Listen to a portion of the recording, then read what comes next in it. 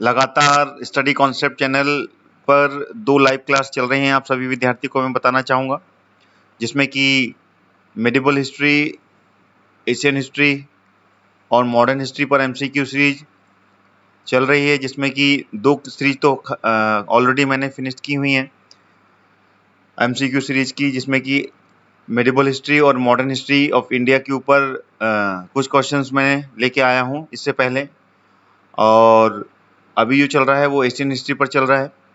तो जितने भी विद्यार्थी जो लगातार मेरी क्लास को देख रहे हैं वो सब मेरे स्टडी कॉन्सेप्ट चैनल को सब्सक्राइब कर लें ऑल नोटिफिकेशन के साथ में।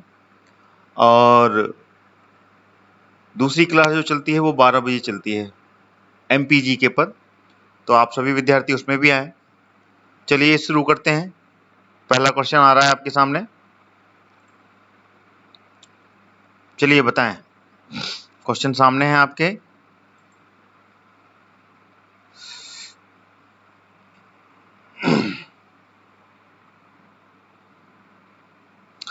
विक्रमशिला विश्वविद्यालय का विकास किसने कराया?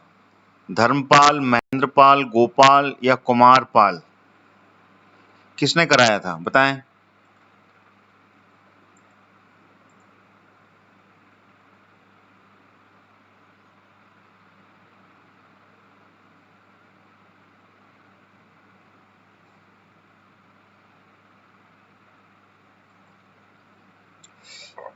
इसका आंसर दें फटाफट। मैं चाहता हूं कि 9 बजे से पहले पहले इस क्लास को हम फिनिश करें। ज्यादा समय लेता हूं मैं आपसे कौन सा क्वेश्चन का आंसर लेने के लिए। देवेंद्र जी, चलिए इसका जो आंसर है वो है Dharmapal. Dharmapal is the correct answer. ये बंगाल के राजा थे, ठीक है ना। बंगाल में प्राचीन ये विश्वविद्यालय का निर्माण इन्होंने करवाया था, ठीक है, बंगाल में, ठीक है ना। ये प्राचीन विश्वविद्यालय था जिसका कि निर्माण राजा धर्मपाल ने करवाया था, और ये पाल वंश के थे, ठीक है ना। पाल वंश के राजा धर्मपाल थे ये, इन्होंने इसका निर्माण करवाया था। विक्रमशिला विश्वविद्यालय, सॉरी। चलिए अगला क्वेश्चन आ गया।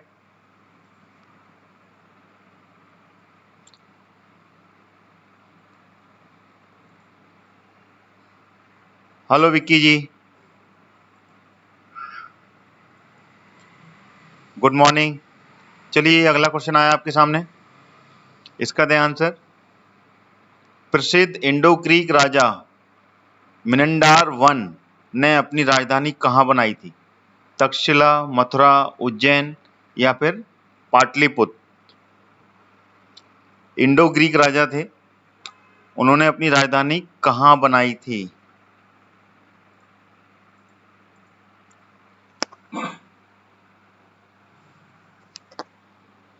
इसका आंसर दें।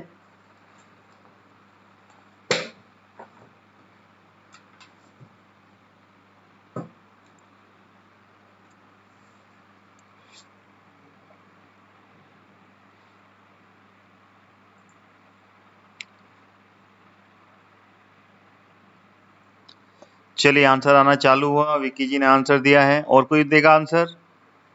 चलिए इसका जो आंसर है वो है Takshashila. Takshashila is the correct answer. Indo Greek राजा मिनिंडार वन, ठीक है ना, मिनिंडार प्रथम बोलते थे इनको। ये प्रसिद्ध यवन राजा था, ठीक है ना, बहुत ही ज्यादा फेमस था, ये फेमस राजा था ये। और ये था यवन राजा था मिनिंडार प्रथम बोलते थे इनको, मिनिंडार वन। और इसने अपनी राजधानी तक्षशिला को बनाया था, ठीक है। तक्षशिला जो कि इस समय कहां पर है? पाकिस्तान, जो कि पहले कभी भारत का हिस्सा था, अभी वो पाकिस्तान में है। चलिए अगला क्वेश्चन आ गया। Another question. समुद्रगुप्त के समय कांची का राजा कौन था? हस्तिवर्मन, मंतराज, नीलराज या फिर विष्णुगुप्त? इसका आंसर दें।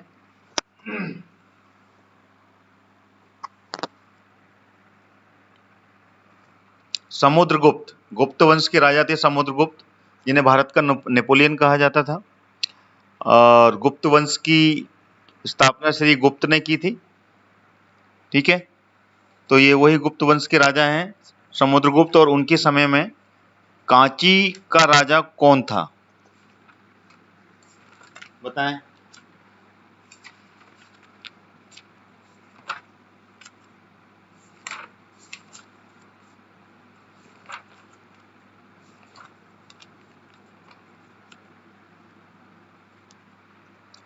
इसका आंसर है मालूम आपको? चलिए, इसका जो आंसर है वो है 4th नंबर, विष्णुगुप्त। कांची का जो राजा था वो विष्णुगुप्त था। ठीक है ना, समुद्रगुप्त के समय में। ठीक है ना, और इसका जो उल्लेख है, कांची के राजा का जो उल्लेख है, वो इलाहाबाद स्तंभ का जो शिलालेख है, इलाहाबाद स्तंभ शिलालेख, उसमें मिलता है ये। ठीक है ना, और विष्णुगुप्त पल्लव वंश का राजा था। ये विष्णुगुप्त पल्लव वंश का राजा था। ठीक है, पल्लव वंश के बारे में मैंने बताया, दक्षिण का ये राज था पल्लव वंश। ठीक है, और समुद्रगुप्त के समय में ये कांची का राजा था। ठीक है, और समुद्रगुप्त गुप्त वंश की स्थापना कब हुई थी? 240 में। 240 में इसकी स्थापना हुई थी। और सबसे पहले राजा थे श्रीगुप्त, जिन्होंने इस गुप्त वंश के संस्थापक थे ये। और इन्होंने 40 वर्ष तक राज किया था। 240 से लेके 280 ईस्वी तक श्रीगुप्त यहाँ पर गद्दी पे बैठे। उसके बाद में इन वंश के अगले राजा आए। उसके बाद में आए थे घटोत्कच। ठीक है ना, फिर चंद्रगुप्त प्रथम, इस तरीके से लगातार आए। चंद्रगुप्त प्रथम के बाद में फिर आए थे समुद्रगुप्त। और समुद्रगुप्त का जो समय था मैं पहले भी बता चुका हूं आपको, 335 ईस्वी से लेके 375 ईस्वी तक का समय समुद्रगुप्त का था। ठीक है, चलिए अगला क्वेश्चन आ गया। अष्टांग संग्रह की रचना किसने की? बाणभट्ट, भाग्यभट्ट, हर्ष या फिर पाणिनि?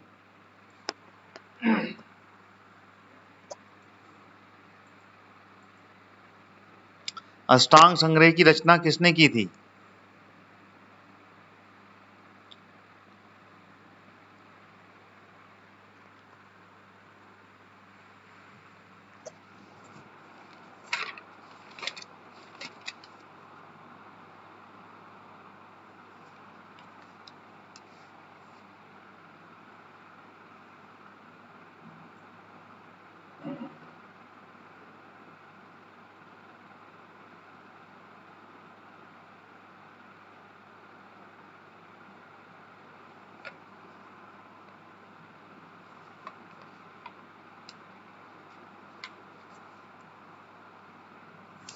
चलिए इसका आंसर दें। 44 का आंसर आ गया है। लो, देवेन जी सी पर आ रहे हैं, विक्की जी भी सी पर आ रहे हैं। चलिए, इसका जो आंसर है वो है 2nd नंबर, भाग्यभट्ट। भाग्यभट्ट is the correct answer. Ashtanga Sangraha की रचना भाग्यभट्ट ने की थी। और ये अष्टांग संग्रह आयुर्वेद, ये जो है ये आयुर्वेद से संबंधित है। ठीक है, आयुर्वेद जो शास्त्र है उससे संबंधित पुस्तक है। ठीक है ना, और इसकी रचना भाग्यभट्ट ने की थी। और बाणभट्ट ने भी की थी, पाणिनि ने भी की थी, और हर्ष ने भी की थी। कौन कौन सी बुक, ये मैं बताना चाहूंगा आपको। जो पाणिनि है, पाणिनि ने जो की थी अष्टाध्यायी, अष्टाध्यायी, ठीक है ना, इस ग्रंथ की रचना की थी। और बाणभट्ट ने हर्ष चरित्र और कादम्बरी, अलग कलर से मैं आपको बता देता हूं, हर्ष चरित्र और कादम्बरी, इन दोनों बुक की रचना की थी। ये दोनों ग्रंथ थे जो कि बाणभट्ट के थे। और जो हर्ष हैं, हर्ष ने जो रचना की उसके बारे में मैं आपको बताना चाहूंगा। हर्ष यानी कि हर्षवर्धन, ये पूरा जो नाम है हर्षवर्धन है, ठीक है ना, इसके बारे में कंफ्यूज नहीं होना। और हर्षवर्धन ने 3 ग्रंथों की रचना की थी, ठीक है ना, इसको आपको याद रखना है। नागनंद, ठीक है, रत्नावली और प्रियदर्शिका।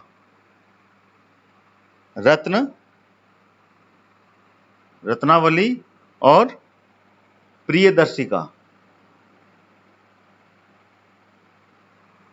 बाणभट्ट की हर्षचरित, कादंबरी, भाग्यभट्ट की अष्टांग संग्रह, हर्षवर्धन की नागनंद, रत्नावली और प्रियदर्शिका, और पाणिनि की अष्टाध्यायी, ठीक है ना, ये ग्रंथों की रचना इन सभी रचनाकारों ने की है। ठीक है, अगला क्वेश्चन आ गया, ये आ गया अगला क्वेश्चन। बौद्ध धर्म का महायान और हीनयान में विभाजन किस संगति में हुआ? प्रथम, द्वितीय, तृतीय या चतुर्थीय? किस संगति में हुआ था ये?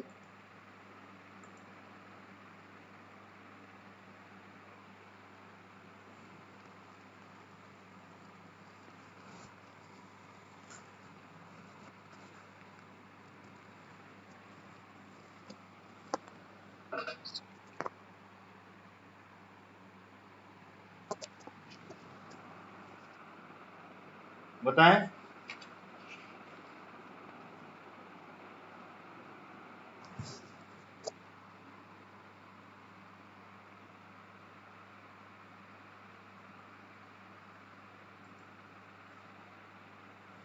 चलिए आंसर आ गया, देवेंद्र जी बता रहे हैं 45 का डी। और कोई बताएगा? चलिए बिल्कुल सही है, चौथा नंबर। चतुर्थ संगति में ही बौद्ध धर्म की 2 शाखाएं बन गई थी, महायान और हीनयान, ठीक है ना। और ये जो संगति थी ये थी चतुर्थ संगति, जब इसका विभाजन हुआ था। और ये चतुर्थ संगति कहाँ हुई थी? कश्मीर में हुई थी। ये कश्मीर में हुई थी। और कब हुई थी ये? 72 ईस्वी में। 72 ईस्वी में हुई थी ये चतुर्थ संगति। और इस समय के जो अध्यक्ष थे वो कौन थे? मैंने पहले ही बता चुका हूं, वसुमित्र, ये इसके अध्यक्ष रहे थे। और उपाध्यक्ष कौन थे? अश्वघोष। उपाध्यक्ष जो थे वो थे अश्वघोष, ये इसके उपाध्यक्ष रहे थे। ठीक है,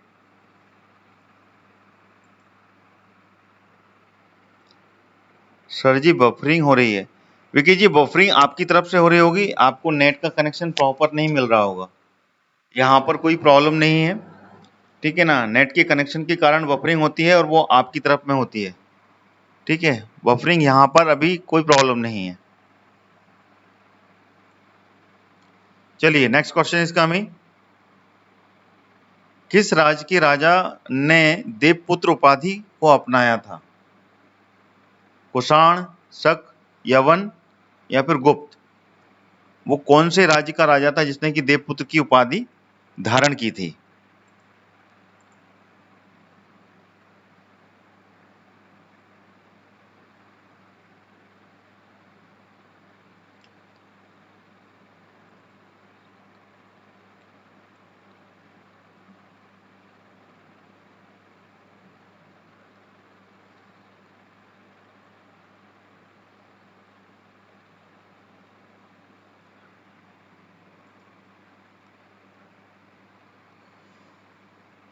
इसका आंसर दें if you know the answer. देवपुत्र की उपाधि किस राज्य के राजाओं ने धारण की थी?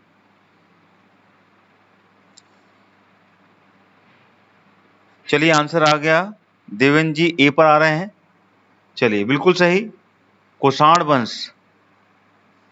कुषाण वंश के राजाओं ने देवपुत्र की उपाधि धारण की थी, ठीक है। और कनिष्क, कनिष्क के बाद में जो राजा रहे, उत्तराधिकारी थे उसके, उन्होंने ये उपाधि धारण की थी। ठीक है, जो कनिष्क राजा था, कुषाण वंश का महान राजा रहा, उसके वंश के जो उत्तराधिकारी आए, उन्होंने देवपुत्र की उपाधि धारण की थी। इसका अर्थ था देवताओं का पुत्र, देवताओं के पुत्र के रूप से अपने आप को धारण किया था उन्होंने। चलिए अगला क्वेश्चन आ गया, थोड़ा सा छोटा करना है इसको।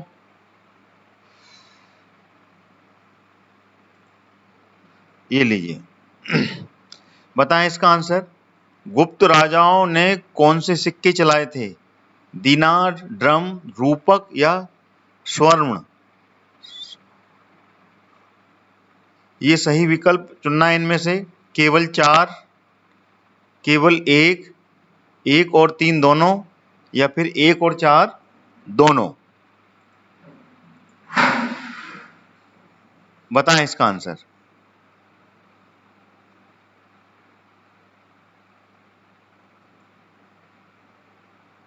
47 का आंसर दें आप।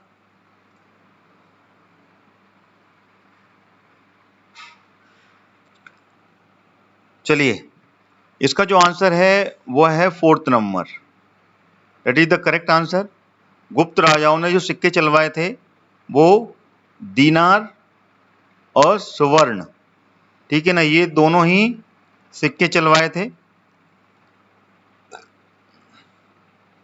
ठीक है, दीनार जो कि रोमन राज्य की नकल पे चलवाया था, ये जो चलवाया था ये रोमन जो राज्य था, ठीक है ना, उसकी सिक्कों की नकल की गई थी और उसके हिसाब से चलवाया था। और सुवर्ण के जो सिक्के थे, ठीक है ना, ये सोने और चांदी से बना हुआ एक भारतीय सिक्का था। सुवर्ण नाम का ये सिक्का था, ये दोनों धातुओं से मिला हुआ था, सोने और चांदी, गोल्ड एंड सिल्वर दोनों को मिक्स करके एक पूरी तरीके से प्योर इंडियन कॉइन यहाँ पर रनिंग में आया था ये, और यह था गुप्त राजाओं के समय, गुप्त वंश। ठीक है ना, श्री गुप्त ने इसके संस्थापक थे, मैं बता चुका हूँ, और समुद्रगुप्त जो कि बहुत ही ज्यादा प्रतापी राजा रहे गुप्त वंश के। तो इसका पहला और चौथा आंसर सही है।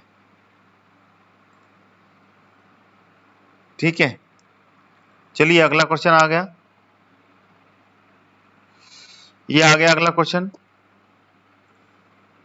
बताएं इसका आंसर। कृष्ण प्रथम जो राष्ट्रकूट वंश के राजा थे, उसने निम्नलिखित में से क्या बनवाया था?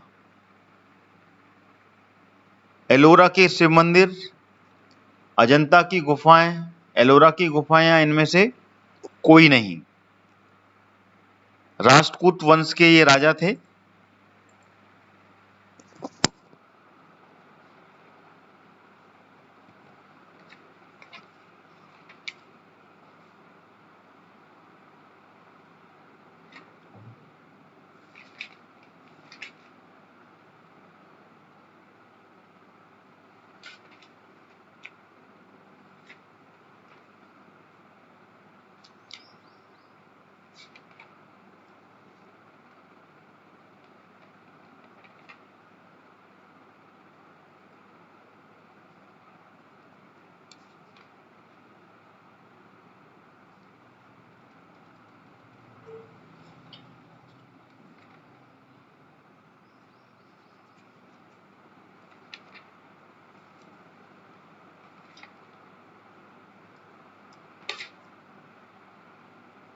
बताएं इसका आंसर।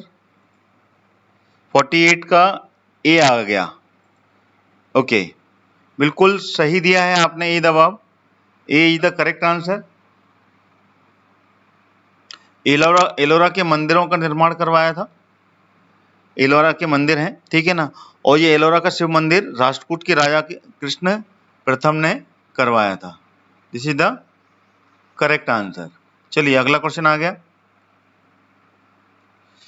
ये आ गया।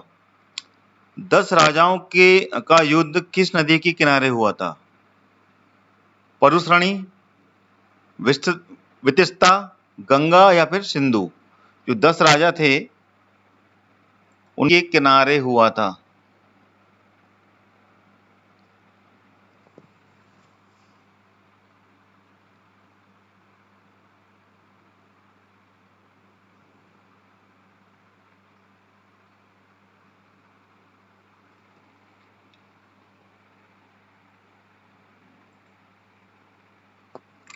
चलिए इसका आंसर दें फटाफट, टाइम ज्यादा जाता है।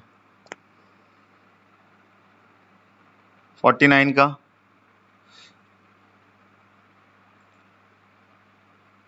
चलिए इसका आंसर जो है वो है Parushni. Parushni is the correct answer. ये नदी थी इतिहास में, और इस नदी के किनारे पे ये युद्ध हुआ था, और इसमें राजा सुदास, ठीक है ना, भरत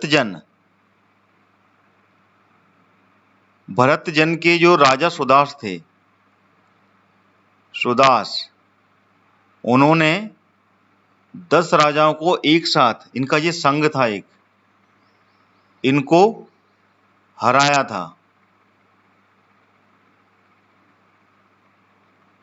इनकी हार हो गई थी, इनको हरा दिया था। ठीक है, अगला क्वेश्चन आ गया।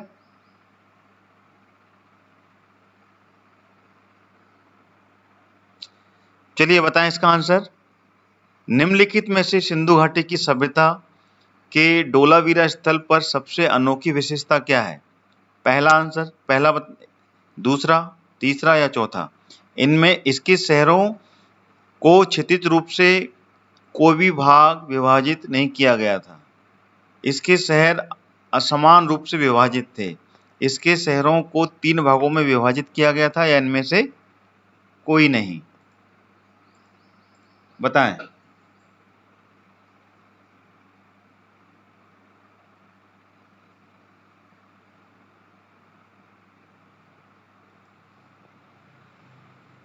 इसका आंसर दें फटाफट। मैं चाहता हूं 9 बजे से पहले पहले सारे क्वेश्चन अपन कवर कर लें। 15 मिनट लेफ्ट बाकी रह गए हैं, 10 क्वेश्चन और अपने को करना है।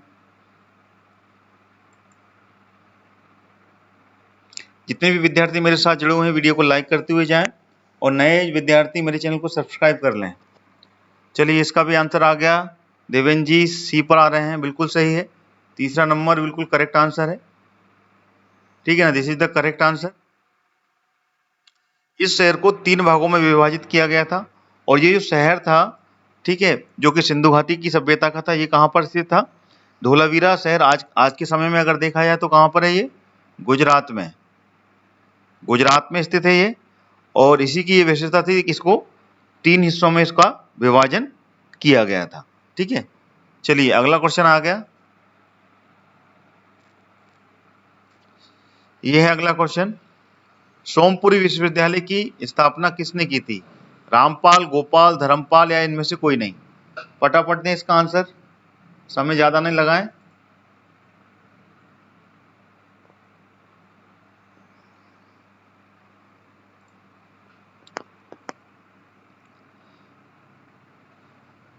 सोमपुरी विश्वविद्यालय की स्थापना किसने की थी?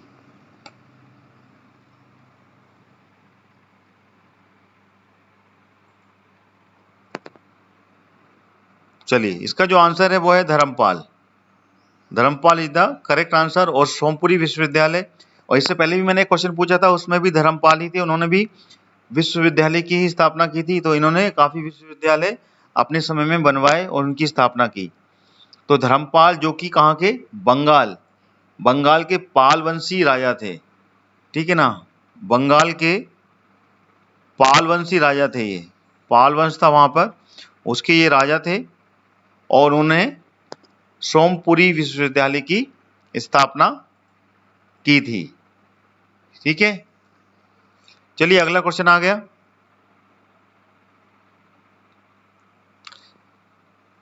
भारत का प्रथम शक राजा कौन था? मोगा, रुद्रदामन, अजेस, या फिर घटोत्कच?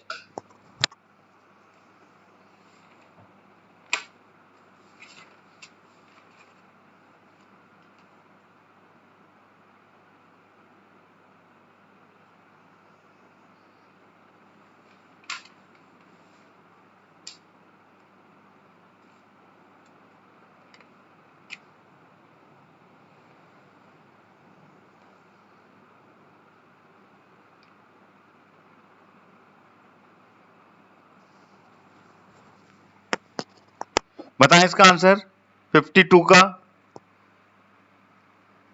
चलिए, इसका जो आंसर है वो है मोगा।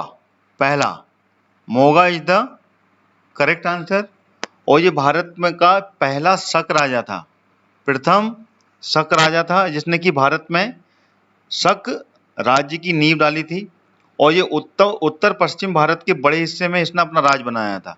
भारत का जो उत्तर और पश्चिम का जो क्षेत्र था वहां पर अपने राज्य की इसने नींव रखी थी और सबसे बड़ा राज्य वहां पर इसने बड़े हिस्से में अपना राज्य बनाया था, मोगा। ठीक है। और इसके बारे में एक जानकारी और मैं देता हूं साथ में आपको। ये सबसे पहले शक जो शासक थे ये मूलतः मध्य एशिया की एक पर्यटनशील जाति थी। ठीक है ना। ये भ्रमण करती थी, इधर से उधर घूमती रहती थी। ठीक है। और ये मध्य एशिया की थी। मध्य एशिया यानी कि ऊपर ये अपना चाइना मंगोलिया जो क्षेत्र है वहां की ये पर्यटनशील जाति थी और ये घूमती रहती थी और ये घुमक्कड़ प्रजाति थी ये। ठीक है। और ये सर नदी के उत्तर प्रदेश में सबसे अधिक इसने निवास किया था।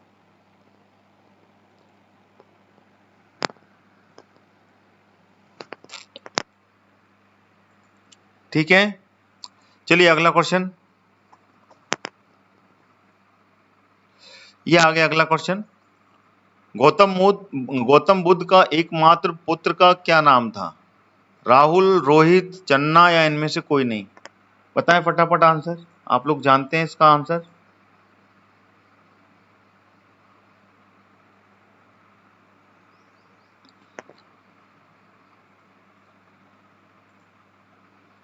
गुड मॉर्निंग परवेश जी, इसका आंसर दें।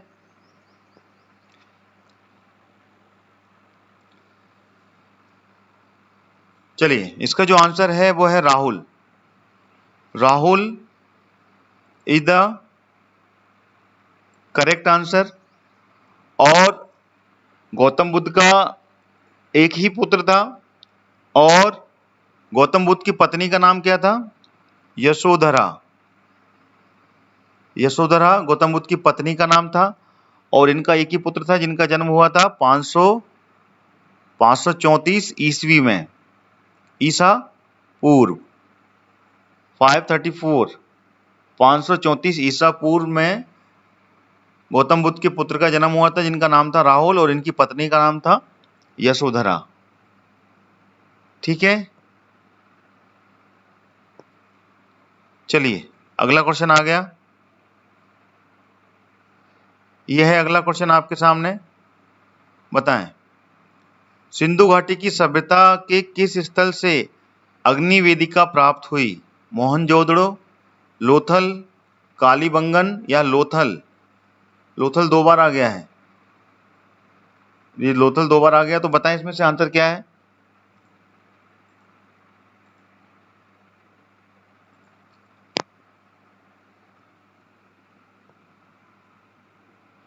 प्रवेश जी, क्लास रोज चलती है, संडे छोड़कर। Sunday will be holiday.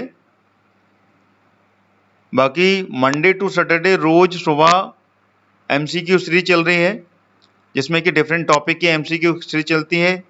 लगातार 3-4 क्लास एक ही टॉपिक पे रहती है। उसके बाद में फिर टॉपिक चेंज हो जाता है और फिर एमपीजीके की क्लास रहती है। एमपीजीके की रहती है 12 बजे से, सुबह 8 बजे से लेके एमसीक्यू सीरीज और 12 बजे एमपीजीके। तो आप दोनों क्लास को अटेंड कर सकते हैं। चलिए, इसका आंसर दिया आपने। चलिए, आंसर आ रहा है सी पर बोल रहे हैं देवेंद्र जी। प्रवेश जी ए पर आ रहे हैं। Kalibangan is the correct answer. C बिल्कुल सही बोला है देवेंद्र जी आपने। सिंधु घाटी की सभ्यता का जो एक स्थल है यहाँ पे कि अग्नि वेदिका प्राप्त हुई, वो क्षेत्र था कालीबंगन। ठीक है। यहाँ पर ये अग्नि वेदिका प्राप्त हुई यहाँ पे कि ऊंटों की हड्डी, ठीक है ना, और जुते हुए खेत। ठीक है ना, अग्नि वेदिका तो प्राप्त हुई थी, साथ में ऊंटों की हड्डियां प्राप्त हुई थी यहाँ पर, ऊंटों की हड्डियां। ठीक है ना, और जुते हुए खेत। ये यहाँ पर इसके साक्ष्य प्राप्त हुए थे कालीबंगन में, और ये थे सिंधु घाटी की सभ्यता के साक्ष्य। ये आ गया अगला क्वेश्चन। प्रवेश जी, सुबह 8 बजे से होती है ये एमसीक्यू की सीरीज 8 से 9, और उसके बाद में 12 बजे से एमपीजीके की। ठीक है, आप टाइम नोट कर लें, 12 बजे से लेके 1 बजे तक एमपीजीके चलता है मध्य प्रदेश का। चलिए इस क्वेश्चन का आंसर दें। मेगास्थनीज द्वारा भारत के बारे में कहे गए कथन में कौन सा कथन सत्य नहीं है? भारत में प्रचुर मात्रा में सोना चांदी और लोहा है, भारत में सुव्यवस्थित जाति व्यवस्था है, भारत में अक्सर अकाल पड़ता है, या डायनोसिस ने भारत पर आक्रमण किया।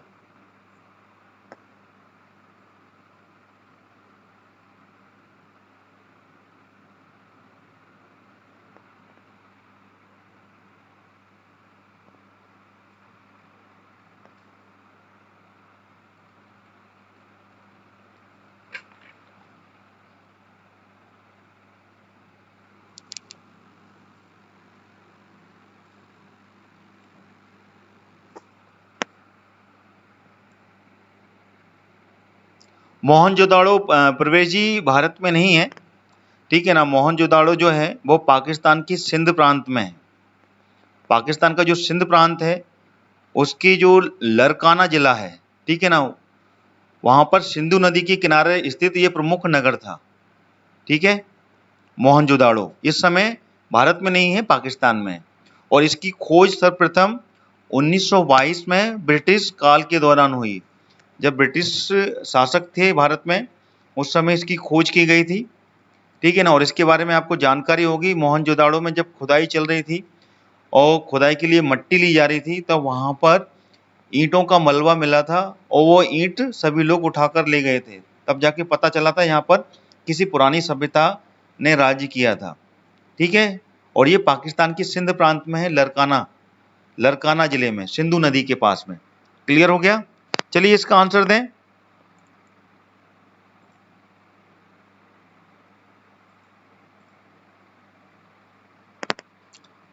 कौन सा कथन सत्य नहीं है ये बताना है आपको, ध्यान रखिएगा।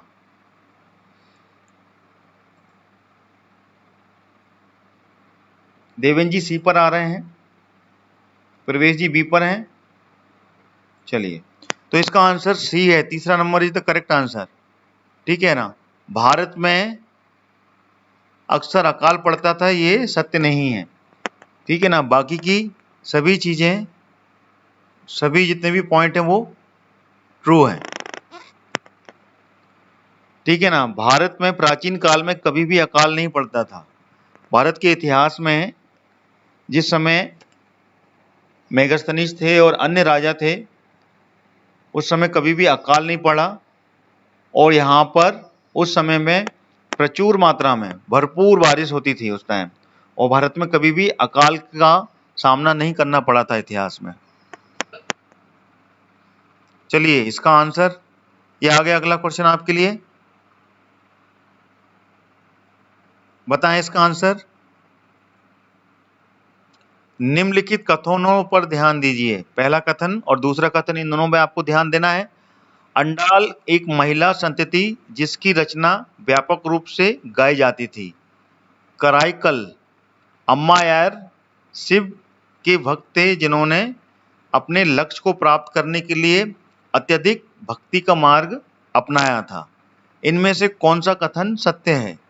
केवल एक, केवल दो, एक या दो दोनों, या इनमें से कोई नहीं?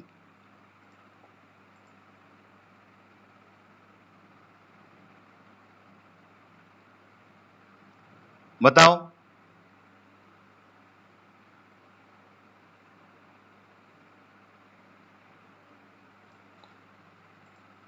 इसका आंसर दें।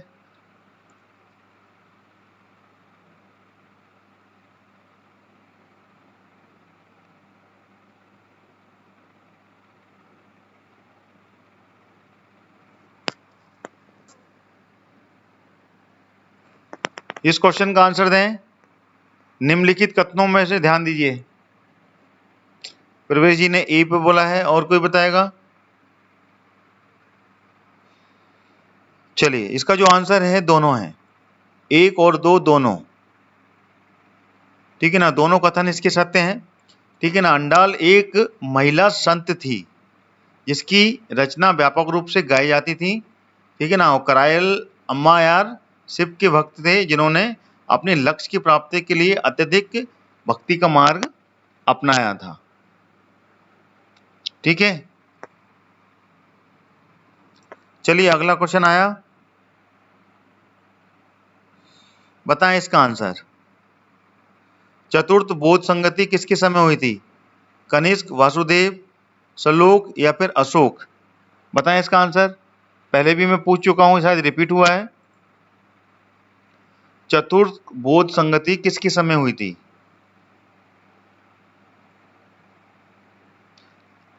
घुमा फिरा के ये क्वेश्चन आया है पहले, और अभी भी मैंने पूछा है इसका। कौन सा राजा था जिस समय ये चतुर्थ बोध संगति हुई थी? क्वेश्चन नंबर अवश्य डालें आप, क्वेश्चन नंबर के साथ में ही आंसर आएगा।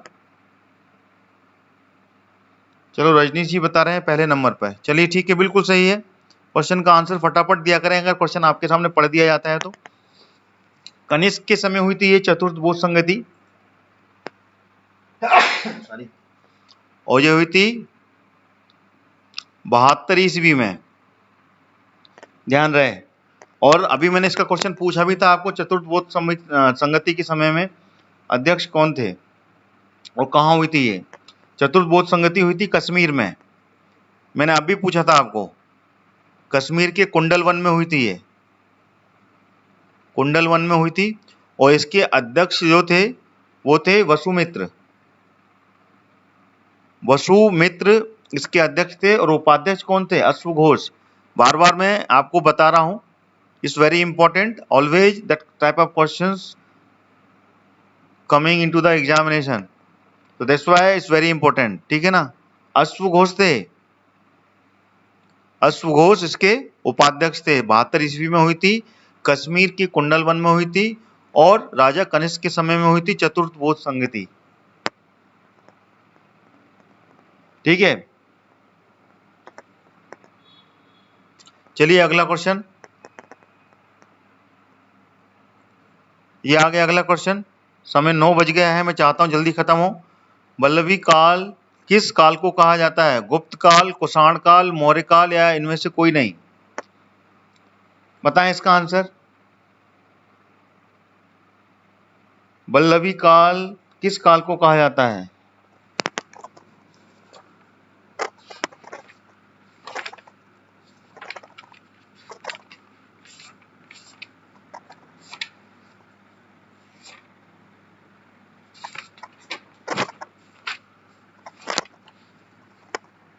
आंसर दें इसका 58 का क्विक। चलिए इसका जो आंसर है वो है गुप्त काल, गुप्त काल इज द करेक्ट आंसर। गुप्त काल को कहा जाता है वल्लभी काल, ठीक है।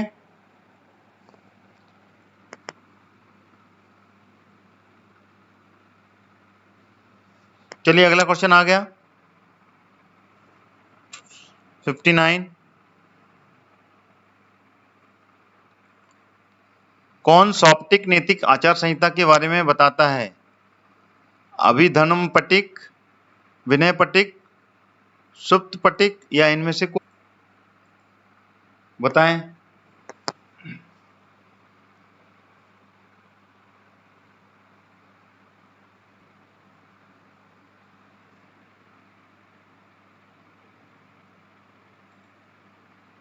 59 का आंसर दें फटाफट, क्वेश्चन सामने आ गया है।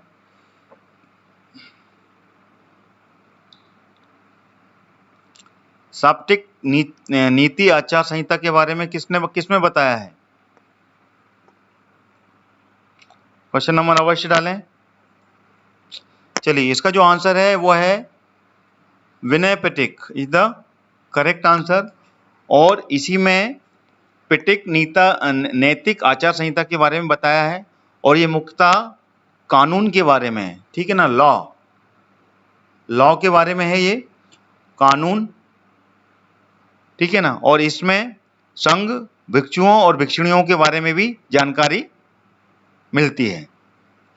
ठीक है, चलिए इस लाइव क्लास का ये आखिरी क्वेश्चन आपके सामने।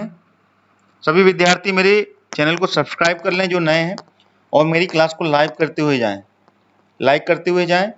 और लगातार मेरी क्लास आ रही है रोज 8 बजे और 12 बजे। महासंघी निकाय का विकास हुआ कब हुआ, कहाँ हुआ था? वैशाली, भज्जी, पाटलिपुत्र या राजगृह? बताएं इसका answer.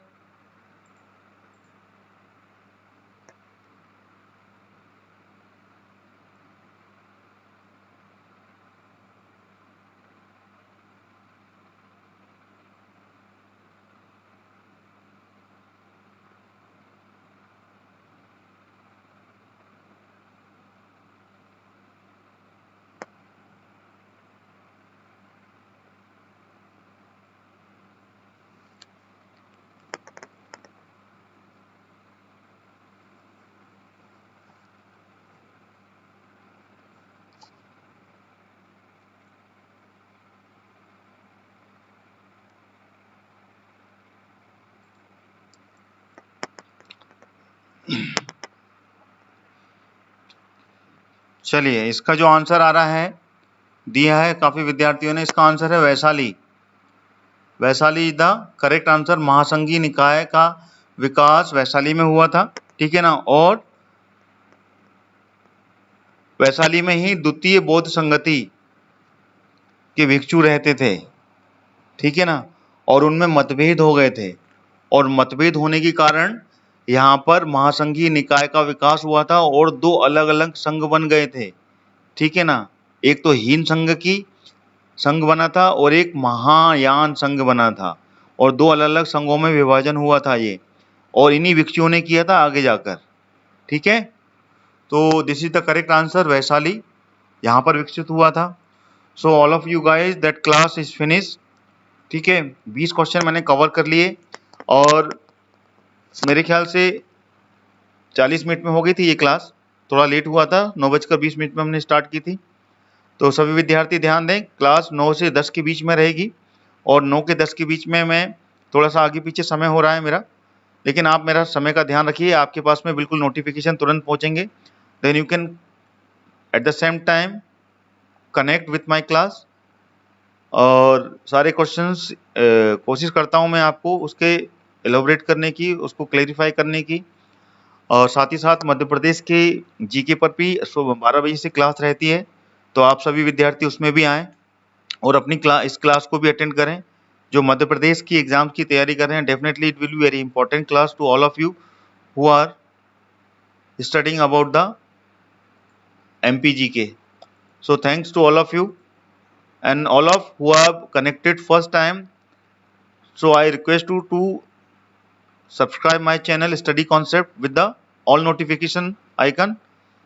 So you will get all the notification about my all live class and all uploaded videos. So thanks to all of you. कल फिर मिलते हैं, कल फिर हम प्राचीन काल के इतिहास के ऊपर चर्चा करेंगे, और कल की क्लास में भी 20 क्वेश्चन रहेंगे, और परसों भी हम 20 इस तरीके से 100 क्वेश्चंस की पूरी ये प्राचीन काल के इतिहास की सीरीज लेंगे, और जिसमें कि हम सारे क्वेश्चंस सॉल्व करेंगे। Thank you all gentleman. कल मिलते हैं, और 12 बजे अभी है, उसमें भी आ जाइएगा आप, मध्य प्रदेश जीके की क्लास। Thank you.